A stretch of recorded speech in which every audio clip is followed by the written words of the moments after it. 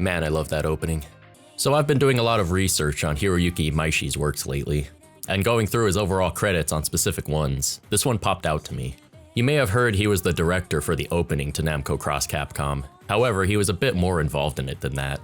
Before we get into it though, I'd like to give a brief description of the game itself, the development around the music piece, and a short overview of Imaishi's career. This will give some context as to why I believe this opening is one such masterpiece of his. Thank you for watching, and I hope you enjoy.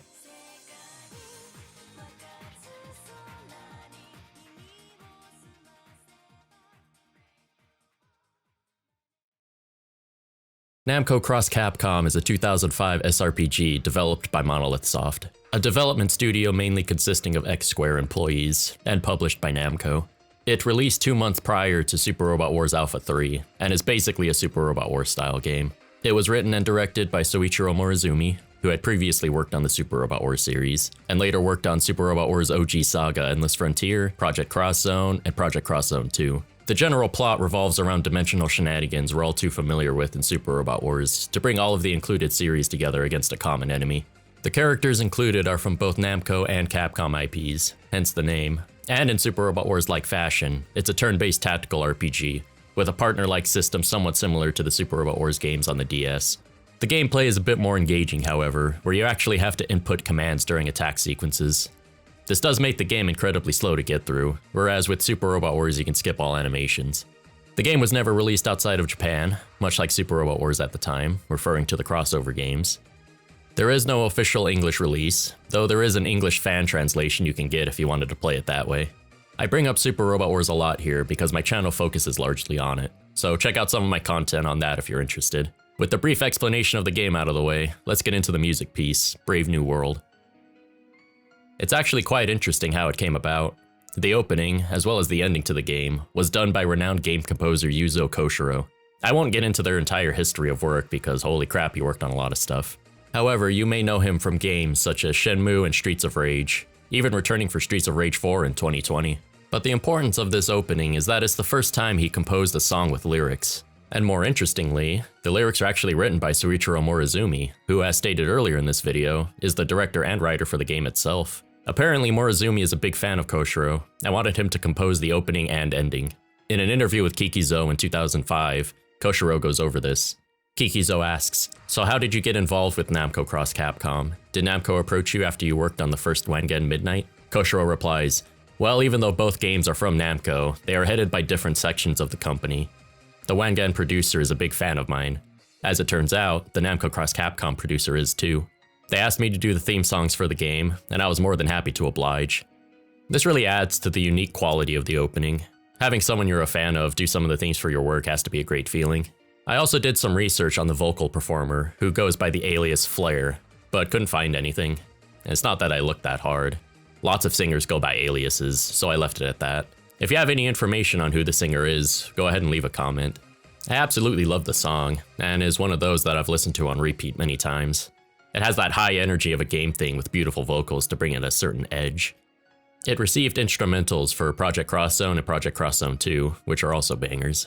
And with that, let's get into a brief overview of Hiroyuki Imaishi's career. So you may have heard of Hiroyuki Imaishi. His early career was largely key animation for Gainax works, such as Neon Genesis Evangelion, Fooly Cooly, and Die Buster, to name a few. Nowadays, he is most known for his work in directing Gurren Lagann, which is his full TV anime directing debut, Kill La Kill, and Promare with writer Kazuki Nakashima, who is one of my favorite writers. I'll get to a video about him soon enough. He also co-founded Studio Trigger in 2011. Other notable works include Panty and Stocking, Space Patrol Luluco, the Star Wars Vision short, and most recently, Cyberpunk Edgerunners, which I cannot recommend enough. Before Gurren Lagann, which was released in 2007, he had a few minor directorial roles, such as the first episode of Re Cutie Honey, which Kazuki Nakashima also wrote, episode 3 of Magical Shopping Arcade Benabashi, and Oval Crossover. He even wrote this one. He also directed the 2004 movie Dead Leaves, which was produced by Production IG, the studio that brought you one of the greatest anime of our time, Cromartie High School. Jokes aside, Production IG is important here, because you may think since Imaishi is part of Gainax, it would have been them to produce this opening. However, Production IG were the ones that produced it for Namco X Capcom the following year, with Hiroyuki Imaishi as director once again. Now, most people I hear talk about this opening animation kind of just attribute Imaishi as director and call it a day. But doing further research into Imaishi's works, this one stands out quite a bit more than the others. With the exception of Oval Crossover, maybe I'll get to that one in another video. Much of his other works credit him as director, with maybe some storyboards and key animation. But for the opening of Namco X Capcom, he has at least 6 credits. Animation supervisor, storyboards, director, animation character design, art supervisor, and even key animation. This makes Namco X Capcom's opening his most involved work, with Oval Crossover at second in terms of credits at 5, though there's a bit more to it than that one.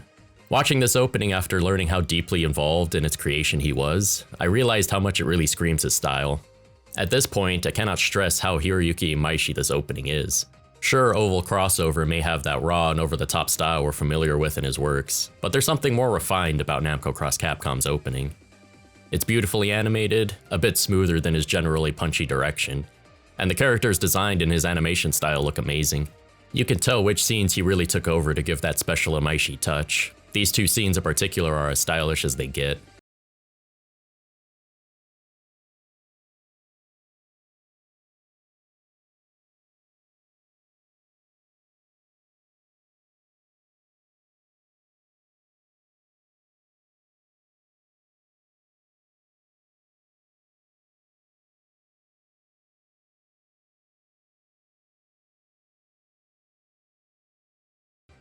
At around 2.5 minutes long, it's a wild ride filled with plenty of notable game characters and an over-the-top anime style. I cannot recommend giving this opening a watch more, especially if you enjoy his works. It still holds up today, and I would love a Super Robot Wars opening done in this style, especially one that features one or more of his works. If I were to give someone a short piece of what to expect from him in animation, this might be it. Before we end off the video, I'd like to bring up Project Cross Zone, the sequel to Namco X Capcom. I mentioned Imaishi co-founded Studio Trigger earlier. Well, the studio went on to do the opening animation for Project Cross Zone shortly after its founding. However, Hiroyuki Imaishi would not direct this one. Instead, it would be directed by Akira Amamiya, Imaishi's protege. He was the director for Trigger's 4S Gridman and Dynazenon anime, and even co-directed Kill La Kill alongside Imaishi. As for Project Cross Zone 2, that opening would be handled by a completely different studio, so that is where we will end it. And that's it for this video on Namco X Capcom's opening animation.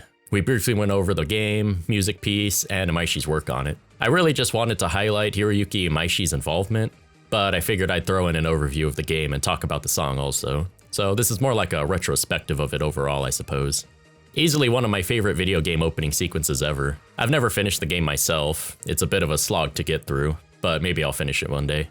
Imaishi is one of my favorite anime directors, so this video may have come across as me just fanboying, but I truly believe this opening is one of his best works, at least when zeroing in on his own personal involvement, and not just as a director.